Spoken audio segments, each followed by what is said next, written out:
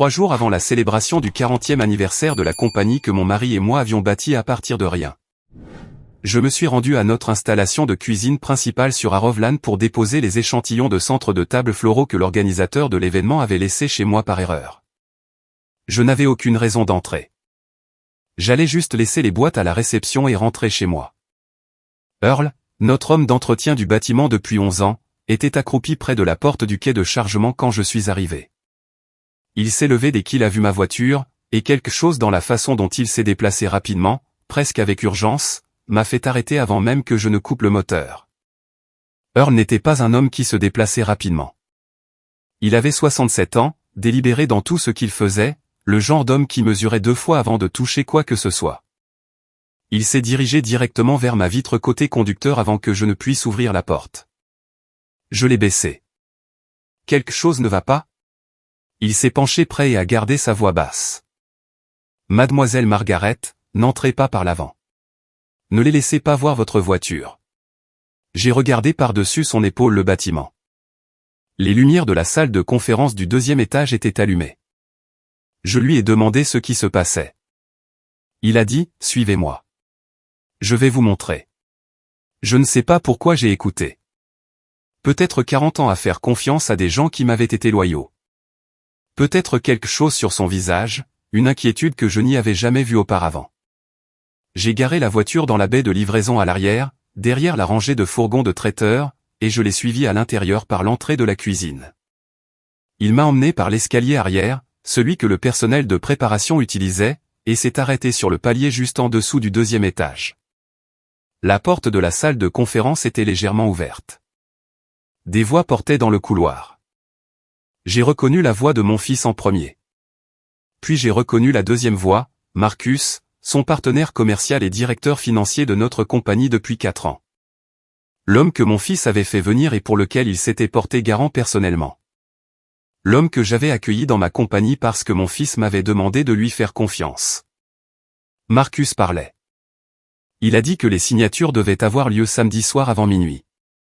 Il a dit qu'une fois l'accord de restructuration signé, le transfert à Pinnacle Group s'initierait lundi.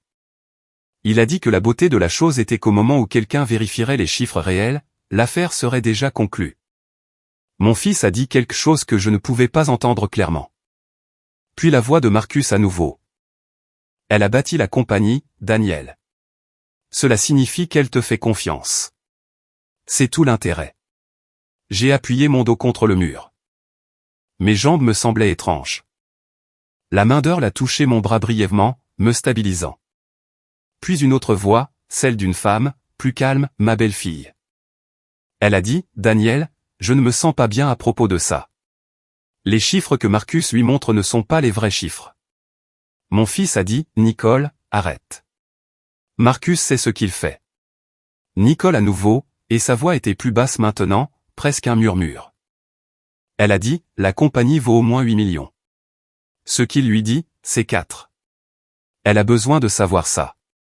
Silence. Puis, Marcus, ferme et plat. Si tu dis un mot de plus à ta belle-mère avant samedi, l'arrangement prend fin et Daniel porte le chapeau seul. Tu veux ça? Rien de Nicole. Rien de mon fils. Je suis resté dans cet escalier pendant ce qui a semblé être plusieurs minutes, mais était probablement moins de 30 secondes. Earl ne parlait pas. Il est juste resté à côté de moi pendant que je mettais tout cela ensemble. La célébration du 40e anniversaire, 200 invités, un discours que j'avais déjà écrit sur l'héritage et la gratitude. Mon fils se tenant à côté de moi en souriant, me tendant un stylo et un chiffre.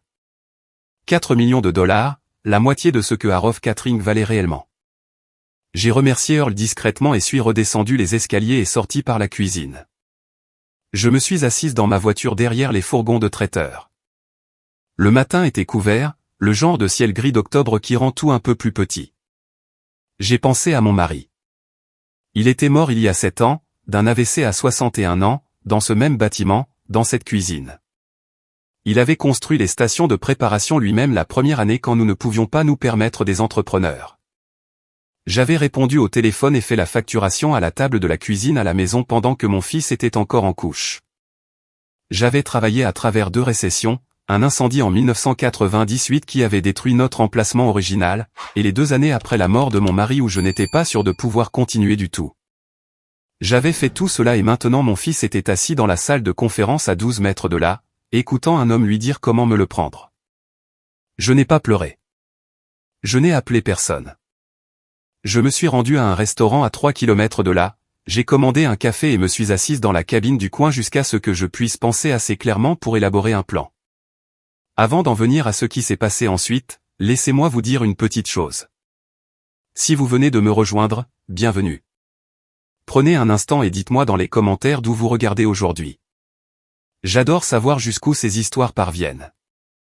Et une note avant d'aller plus loin, bien que cette histoire soit profondément personnelle, certains détails ont été légèrement modifiés ou dramatisés pour protéger la vie privée. J'espère que ce que je partage vous donne quelque chose de réel à quoi vous raccrocher. Mon mari et moi avons créé Arov Catering en 1984 depuis notre garage à Dayton, Ohio. Nous avions $400, un fourgon emprunté et un contrat pour traiteur, une fête de retraite pour un homme que mon mari connaissait de l'église. À notre 10e année, nous avions 30 employés. À notre 20e, nous avions 3 installations et une réputation régionale. Quand mon mari est décédé, nous avions un revenu annuel de 6 800 000. Je l'avais porté à 8 200 000 au moment où cette histoire commence. Mon fils avait rejoint la compagnie à 26 ans. Il était intelligent et enthousiaste et me rappelait tellement son père que cela me faisait parfois mal de le regarder de l'autre côté de la table de conférence. Je lui ai donné toutes les opportunités, chaque promotion qu'il avait gagnée, et certaines dans lesquelles il était encore en train de grandir quand Marcus est arrivé. Marcus avait été le colocataire de Daniel à l'université. Un MBA, poli, charmant de la manière qui vous fait vous sentir intelligent de l'aimer. Il est arrivé en tant que directeur financier avec de solides références et une attitude confiante. Et en un an, il avait réorganisé nos systèmes comptables, renégocié 2 contrats de fournisseurs et était devenu la personne à qui mon fils se référait pour presque toutes les questions financières. Ce que je n'ai pas vu alors, c'est ce que je voyais clairement maintenant. La différence était devenue une dépendance. Mon fils avait cessé de former ses propres opinions sur la compagnie quelque part au cours de ces 4 années. Chaque fois que j'apportais une préoccupation à Daniel, il vérifiait d'abord avec Marcus. Chaque fois que je contestais une projection, Marcus avait une explication prête avant que je ne finisse ma phrase. De petites choses, le genre de choses que l'on ne remarque que quand on regarde en arrière. J'avais regardé en avant pendant 40 ans. Je n'avais pas regardé mon fils. De cette cabine de restaurant, j'ai appelé Linda Park. Linda était mon avocate d'affaires depuis 15 ans, le genre de femme qui répondait à son propre téléphone le samedi matin et ne gaspillait jamais une phrase. Je lui ai tout raconté. Quand j'ai eu fini, elle est restée silencieuse un instant. Puis elle a dit, ne signez rien samedi. Ne laissez personne savoir que vous étiez là. Venez à mon bureau cet après-midi et apportez tous les documents financiers auxquels vous pouvez accéder à distance. Nous avons 72 heures. J'ai demandé si nous pouvions l'arrêter. Elle a dit, cela dépend de ce que Marcus a déjà fait. Linda a fait venir Frank Ducas le même après-midi. Frank était un ancien enquêteur en crimes financiers qui travaillait maintenant sur des affaires privées, un homme discret de 58 ans qui prenait des notes sur un bloc-notes légal avec un crayon mécanique et posait des questions d'une manière qui vous donnait l'impression que la réponse était déjà connue et qu'il ne faisait que la confirmer. Je lui ai tout raconté depuis le début, y compris le commentaire de Nicole sur les chiffres. La première question de Frank portait sur les antécédents de Marcus. Je lui ai dit ce que je savais. MBA de Yale, 4 ans dans un cabinet de conseil avant que nous ne l'embauchions. Mon fils s'était porté garant de lui. Frank l'a noté et m'a dit de rentrer chez moi et d'agir normalement pendant les 48 prochaines heures. Il a dit qu'il aurait quelque chose d'ici jeudi matin. Ce que je n'ai pas fait cette nuit-là, c'est appeler mon fils. J'ai failli le faire 3 fois. Je me suis assise dans la cuisine de la maison où mon mari et moi avions vécu pendant 31 ans et j'ai fixé le téléphone en pensant à chaque version de cette conversation. Dans chaque version, Daniel défendait Marcus.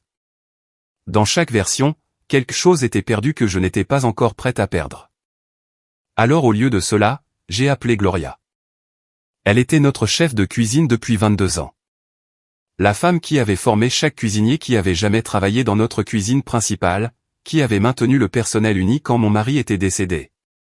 qui faisait encore sa recette de poitrine de bœuf chaque décembre pour les fêtes de fin d'année parce qu'elle disait que les invités s'y attendaient.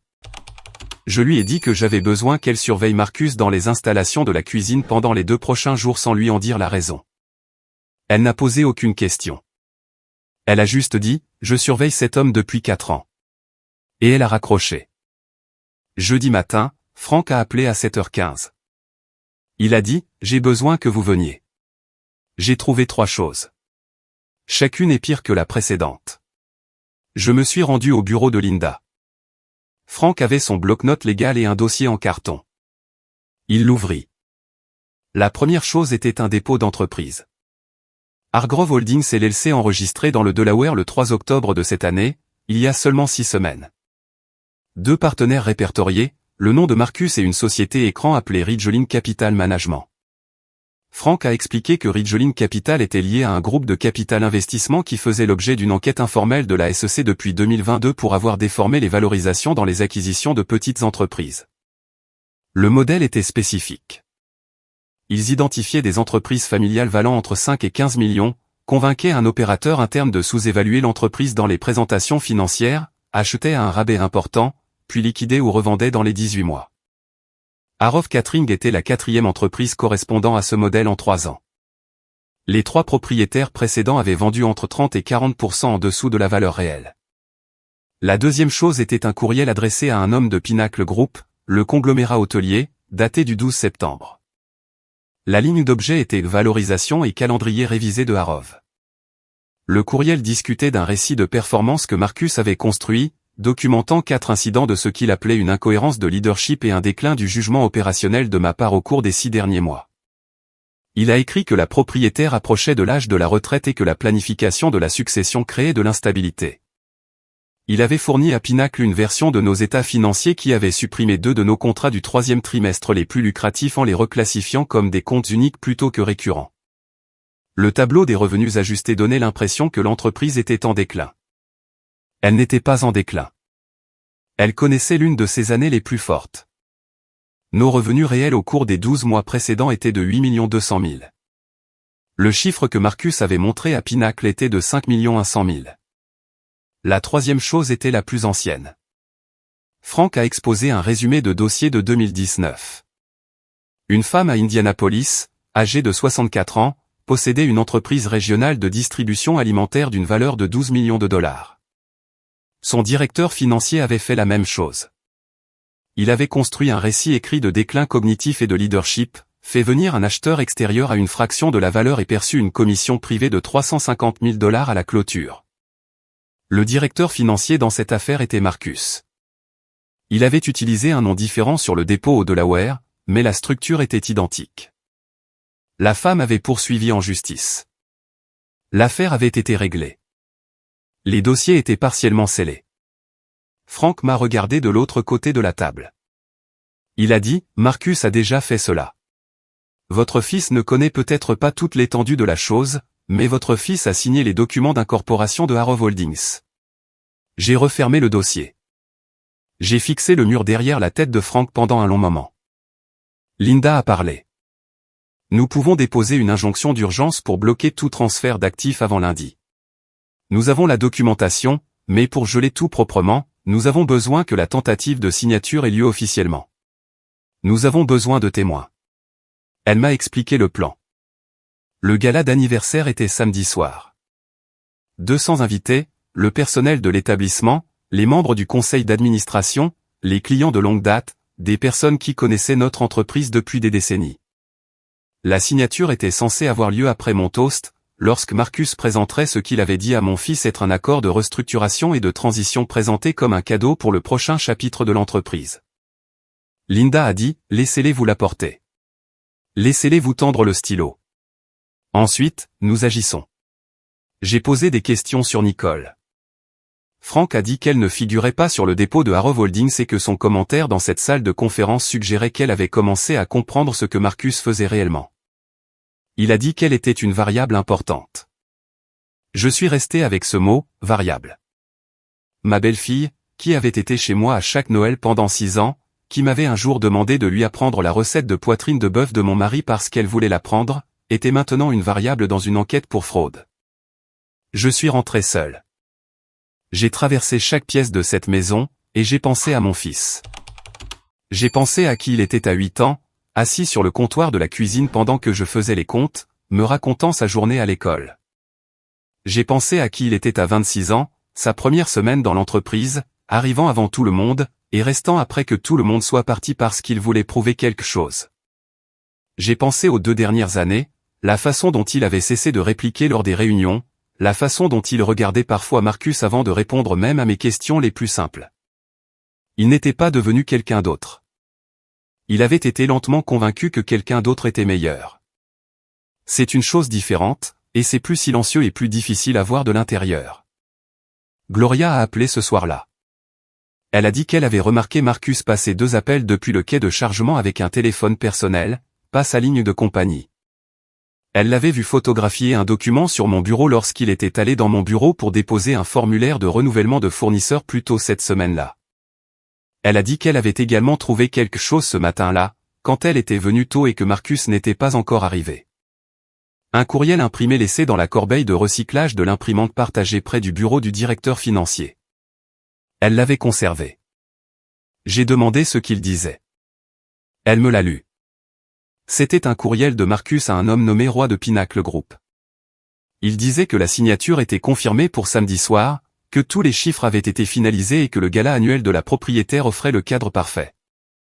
Il était également indiqué que Daniel avait été tenu informé au minimum et ne poserait pas de problème. Je me suis tenu dans ma cuisine et j'ai laissé cela s'installer. Mon fils ne savait pas tout. Il avait signé des documents d'incorporation que Marcus lui avait présentés, probablement avec une explication simple. Il avait écouté un récit de performance que Marcus avait lentement construit au fil des mois. On lui avait dit que j'avais besoin d'aide, que la compagnie était en difficulté, qu'il faisait ce qu'il fallait pour la famille, et il l'avait cru. Non pas parce qu'il était mauvais, mais parce qu'il était fatigué d'avoir l'impression de ne pas pouvoir diriger dans la compagnie de sa propre mère, et Marcus lui avait donné un moyen de sentir qu'il résolvait quelque chose. J'ai écrit mon toast cette nuit-là. Pas la version que j'avais déjà écrite, une différente. Samedi arriva. Je me suis habillé avec la robe bleu marine que j'avais achetée pour l'occasion, la même que j'avais essayée la semaine précédente quand je croyais encore que ce serait une simple célébration. Je me suis rendu à l'installation principale de Harov, maintenant décorée pour 200 invités. La salle principale transformée avec des draps blancs et des lumières tamisées et l'odeur de tout ce qui avait jamais fait la renommée de notre cuisine. À 6 heures, les invités ont commencé à arriver. Des clients avec qui j'avais travaillé pendant 20 ans, des membres du conseil d'administration, des fournisseurs, du personnel qui était avec moi depuis le début. Gloria se déplaçait dans la cuisine avec son équipe, aussi stable qu'elle l'avait toujours été. Franck était là, positionné près de l'arrière avec 2 personnes que je ne connaissais pas, toutes 2 en civil. Linda avait confirmé ce matin-là que l'injonction d'urgence était prête, scellée, prête à être activée à 21h à son signal. Mon fils m'a trouvé à 18h30. Il m'a serré dans ses bras, m'a dit que la pièce était magnifique, m'a dit que 40 ans était une chose dont il fallait être fier. Il souriait, mais ses yeux étaient prudents, comme ils le sont quand il gère quelque chose. Je l'ai serré dans mes bras et lui ai dit que je l'aimais. Je le pensais à la fois comme ce que c'était et comme ce à quoi j'essayais de m'accrocher. Nicole a touché mon bras quand Daniel s'est éloigné pour saluer quelqu'un. Elle s'est penchée près. Elle a dit doucement et rapidement, « Je dois te dire que j'ai essayé d'arrêter ça. Je ne connaissais pas toute l'étendue de la situation avant la semaine dernière et à ce moment-là, je ne savais pas comment venir te voir. Je suis désolé. » Je l'ai regardé. Je lui ai dit que tout allait bien. Je lui ai dit que ce qu'elle avait dit dans cette salle de conférence, le commentaire sur les vrais chiffres avait été entendu.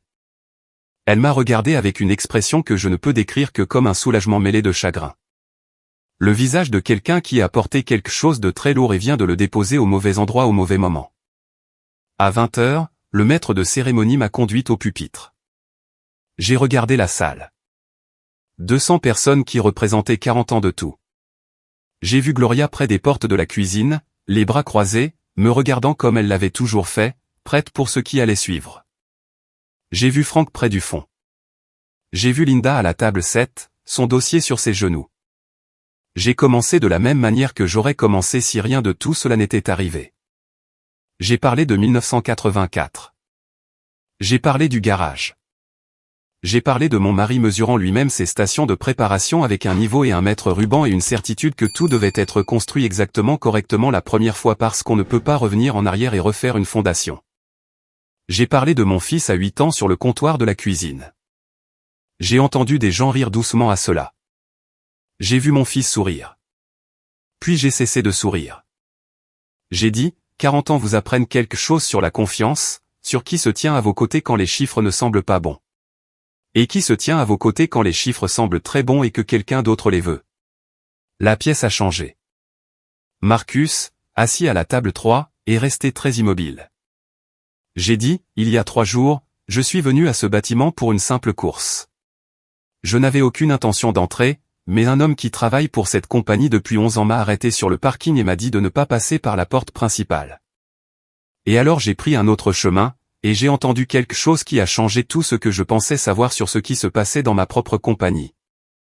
J'ai regardé l'écran derrière moi et j'ai fait un signe de tête vers la cabine audiovisuelle. L'écran derrière moi s'est allumé. Le premier document est apparu, le dépôt de Harrow Holdings LLC. Le nom de Marcus, la date d'enregistrement au Delaware, 6 semaines plus tôt. La connexion Ridgeline Capital. J'ai dit, quelqu'un a construit un dossier selon lequel cette compagnie est en faillite, que je perds mon avantage, que la transition de leadership est urgente, qu'un bon acheteur attend. Je veux vous montrer à quoi ressemblait cette affaire, et ensuite je veux vous montrer ce qui est réellement vrai. La diapositive suivante est apparue, les chiffres de revenus réels, 8 200 000. Puis les chiffres ajustés que Marcus avait envoyés à Pinnacle Group, 5 100 000. Les 2 contrats du 3e trimestre reclassés comme des comptes uniques, ceux que j'avais personnellement renouvelés 2 mois plus tôt, 3 millions de dollars de revenus actifs, rendus invisibles sur le papier. Marcus s'est levé. Il a prononcé mon nom. Sa voix était maîtrisée, mais je pouvais voir ses mains sur la table. J'ai dit, veuillez vous asseoir. Il ne l'a pas fait. Linda s'est levée de la table 7. Votre honneur, la juge Patrice Ellison, âgée de 61 ans, récemment retraitée de la Cour des plaids communs de l'Ohio, s'est levée de la table 12. Elle avait connu mon mari. Elle avait été invitée à ce gala chaque année pendant 19 ans. Elle a dit, l'injonction d'urgence est maintenant en vigueur. Tous les transferts d'actifs associés à Hargrove Holdings LLC et Pinnacle Group sont gelés à partir de ce moment. La pièce a éclaté en murmures, les têtes se sont tournées. Marcus a regardé la sortie. 2 des collègues de Frank se sont dirigés vers lui des 2 côtés de la pièce avec une rapidité qui montrait clairement qu'ils avaient déjà fait cela. Je me suis tourné vers la pièce. J'ai dit, ce n'est pas la première fois que Marcus fait ça. Je leur ai montré le résumé de l'affaire de 2019, la femme d'Indianapolis, la même structure, un nom différent sur le dossier, le même résultat. Elle a perdu 4 millions de dollars avant de pouvoir se défendre. J'ai dit qu'elle était au téléphone ce soir si quelqu'un voulait l'entendre directement. Frank fit un signe de tête vers la cabine audiovisuelle. L'écran a basculé vers un appel vidéo en direct. Le visage d'une femme est apparu, clair et stable. Elle a dit son nom. Elle a dit qu'elle avait 68 ans, qu'elle avait construit son entreprise sur 26 ans, et qu'un directeur financier qui était venu avec d'excellentes références avait lentement démantelé sa capacité à faire confiance à son propre jugement avant de lui présenter des documents lors de ce qu'elle pensait être un jour de célébration. Elle a regardé directement la caméra et a dit, « J'aurais souhaité que quelqu'un m'arrête avant que je ne signe. Je suis contente que quelqu'un vous ait arrêté. » Marcus était escorté vers l'arrière de la salle. Il ne criait pas. Il disait quelque chose de bas et délibéré que je ne pouvais pas entendre. Je n'avais pas besoin de l'entendre. Mon fils n'avait pas bougé de sa chaise. Son visage était de la couleur de la nappe. Je l'ai regardé. Mon fils, 34 ans, portant le costume qu'il avait porté à la cérémonie commémorative de son père il y a 7 ans parce qu'il lui allait toujours et parce qu'il disait que cela lui donnait l'impression que son père était là. J'ai prononcé son nom. Il a levé les yeux. J'ai dit, je sais que tu pensais faire la bonne chose. Je sais que Marcus t'a raconté une histoire sur cette entreprise et sur moi. Et je sais qu'une partie de toi l'a cru parce qu'une partie de cela ressemblait à ce que tu attendais d'entendre. Je comprends cela. Je n'en ai pas fini avec toi. Mais ce soir, tu vas entendre ce qui est réellement vrai. Il n'a pas parlé. Nicole a tendu la main et a pris la sienne. Je me suis tourné vers la salle. J'ai dit, Hargrove Catering a été rentable pendant 37 de ses 40 ans. Notre revenu annuel actuel est de 8 200 000.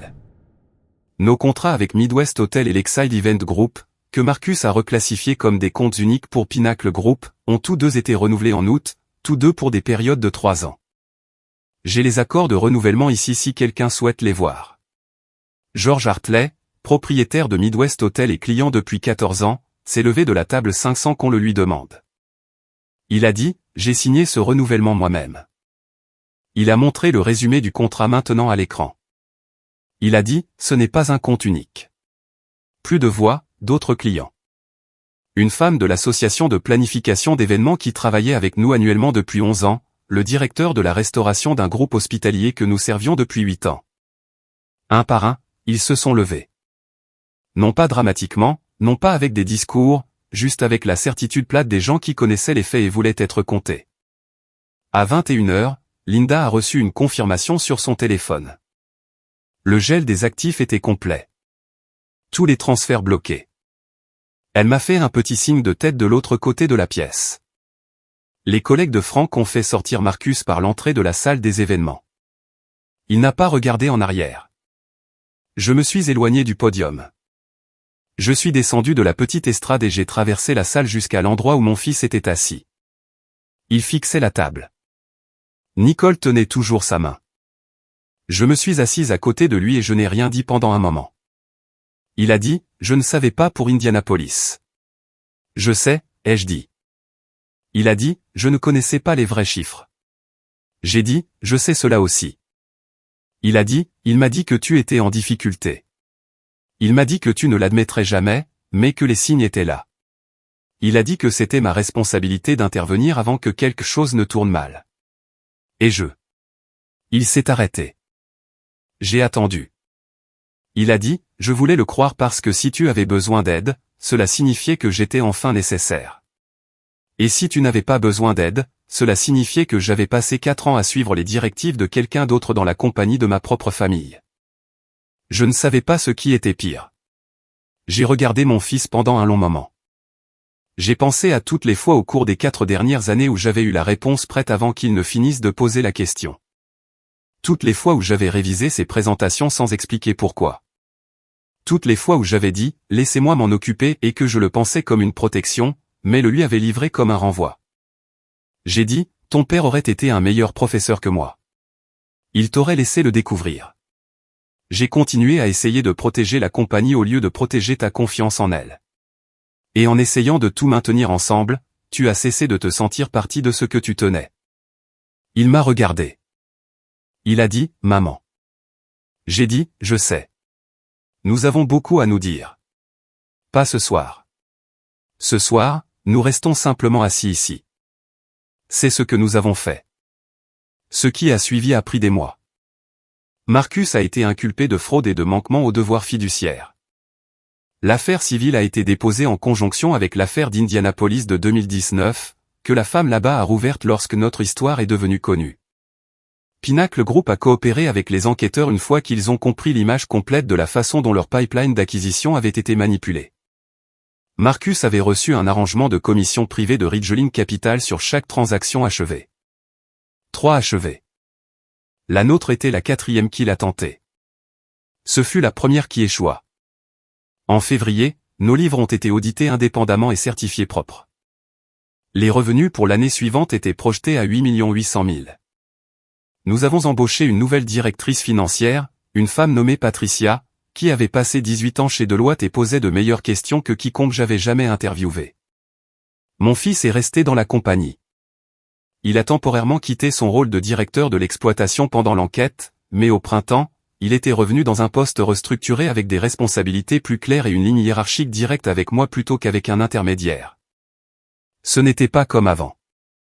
C'était plus honnête qu'avant, ce qui a demandé un certain temps d'adaptation des deux côtés. Gloria a préparé le brisket à Noël. Comme chaque année. Nicole et moi avons pris un café seul un mardi matin de novembre. Elle m'a dit qu'elle avait essayé de me trouver un moyen de venir me voir 2 fois et qu'elle s'était ravisée les 2 fois parce qu'elle avait peur que Daniel ne lui pardonne jamais. Elle a dit qu'elle s'était convaincue que ce que Marcus faisait s'avérerait moins grave que ce que c'était. Elle a regardé sa tasse de café et a dit qu'elle s'était raconté une histoire qui rendait le silence plus facile que ce qu'il n'était en réalité. Je lui ai dit que je comprenais cela plus qu'elle ne le savait. Earl, l'homme d'entretien, a pris sa retraite en décembre. Lors de la petite fête que nous avons organisée pour lui, il m'a serré la main et a dit qu'il n'avait rien fait. Je lui ai dit qu'il avait fait la chose la plus importante que quiconque puisse faire. Il m'avait arrêté avant que je ne franchisse la mauvaise porte. J'y ai pensé longtemps après. Aux portes que nous franchissons sans nous arrêter. Aux gens qui voient les choses de l'extérieur que nous ne pouvons pas voir de l'intérieur et si nous écoutons quand ils parlent. J'ai dirigé cette compagnie pendant 40 ans. J'ai payé les salaires des mois où je ne savais pas comment je le ferais. J'ai reconstruit après le feu et la dette et la perte et le chagrin. Je sais comment me battre. Ce que je ne savais pas et ce que cette année m'a forcé à apprendre, c'est que vous pouvez protéger tout ce que vous avez construit et quand même perdre la chose la plus importante si vous arrêtez de regarder les gens qui se tiennent juste à côté de vous. Mon fils ne m'a pas trahi parce qu'il était avide. Il m'a trahi parce qu'en chemin, il a cessé de se sentir appartenir à ce que nous avions construit ensemble. Marcus a trouvé cette blessure et l'a traversée tout droit. C'est ce que font les manipulateurs. Ils ne créent pas les fissures. Ils trouvent celles qui sont déjà là. J'ai créé cette fissure. J'ai gardé une emprise trop ferme sur quelque chose que j'aurais dû lui apprendre à tenir. Si je le lui avais remis plus lentement et plus délibérément, Marcus n'aurait rien eu à lui offrir. C'est la partie qui me reste. Pas la fraude, pas l'injonction, pas le tribunal. Le mardi matin de décembre, quand mon fils s'est assis en face de moi chez Thomas, dans le bureau de mon mari et a dit « Je voulais juste que tu aies besoin de moi. Je voulais être celui qui a sauvé quelque chose. » Je lui ai dit « Tu l'avais déjà été depuis le début. » Il n'avait juste pas pu le voir de l'endroit où Marcus l'avait positionné. En janvier, je me suis assis seul dans le bureau après que tout le monde soit parti. Et j'ai regardé la photographie sur mon bureau. Mon mari et moi, 1984, debout dans le garage d'origine, riant de quelque chose hors cadre. Nous étions si jeunes. Nous n'avions rien et nous croyions pouvoir tout construire. Nous avions raison.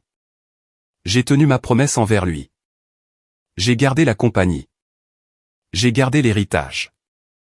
Et j'apprends plus tard que je n'aurais dû à garder mon fils aussi. Si vous êtes resté avec moi jusqu'ici, merci. Je le pense sincèrement. Cette histoire m'a coûté quelque chose à raconter. Et cela signifie tout de savoir que quelqu'un écoute. Dites-moi dans les commentaires si vous vous êtes retrouvé dans cet escalier en entendant ce que j'ai entendu. Auriez-vous fait demi-tour et gardé le silence pour protéger votre famille ou auriez-vous fait ce que j'ai fait? Je ne pense pas qu'il y ait une seule bonne réponse. Je pense que cela dépend de ce que vous avez le plus peur de perdre. Pour moi, la réponse a changé au cours de cette semaine. Le jeudi matin, c'était la compagnie. Le samedi soir, c'était mon fils. Je ne suis toujours pas sûr d'avoir trouvé le bon équilibre, mais je suis toujours là. Et lui aussi. Et certains jours, c'est suffisant.